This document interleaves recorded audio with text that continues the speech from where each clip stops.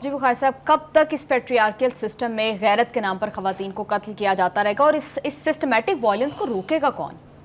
دیکھیں، اس کو تو اب تک رک جانا چاہیے۔ ایک ایسا ملک جو ایک آئین کے تحت چل رہا ہے، جہاں پر منتخب نمائندوں کے باقاعدہ نیشنل اسمبلی ہے، پروونشل اسمبلیز ہیں، سینٹ ہے، وہاں تو قانون ایسا بن جانا چاہیے کہ اس کی گنجائش نہ رہے۔ قانون تو موجود ہے لیکن وہ اس کو افیکٹولی روکنے میں ناکام ہے، کیونکہ بہت ساری گنجائش اس میں دی گئی ہے۔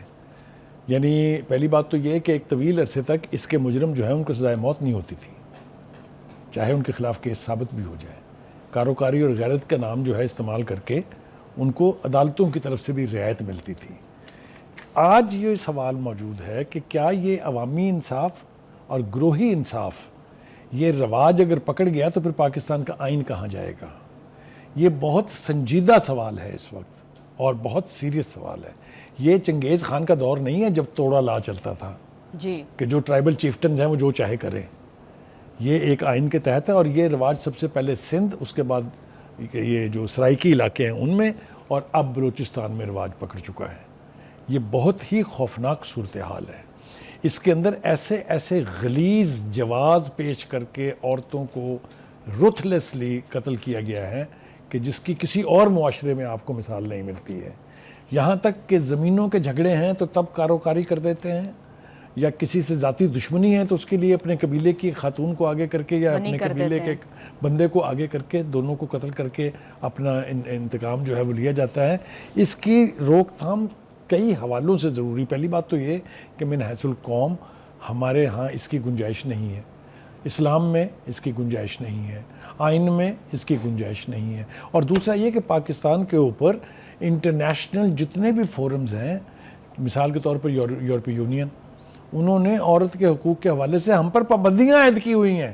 جی، ابھی جینڈر گیپ رپورٹ پہ بھی ہم لاسٹ پر ایبسولوٹلی، مطلب کہنے کا یہ ہے کہ ہم کس کو جواب دیں گے بھائی۔ آج جو یہ پریس کانفرنس ہم نے دکھائی ہے، اس کے اندر مجھے خوشی اس بات کی ہے کہ یہ ایک پہلا چیف منسٹر ہے بلوچستان میں جو بغیر کسی رعایت کے حق سچ بولنے کی کوشش کرتا ہے۔